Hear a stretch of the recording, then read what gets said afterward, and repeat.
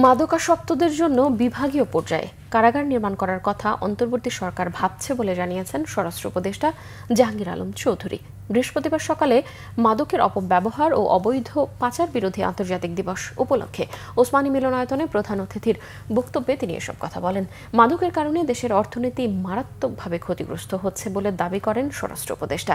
তাই আইনশৃঙ্খলা বাহিনীর একার পক্ষে মাদক নির্মূল সম্ভব নয়, সেক্ষেত্রে সমাজের সবাইকে এগিয়ে আসার আহ্বান জানান জাহাঙ্গীর আলম চৌধুরী।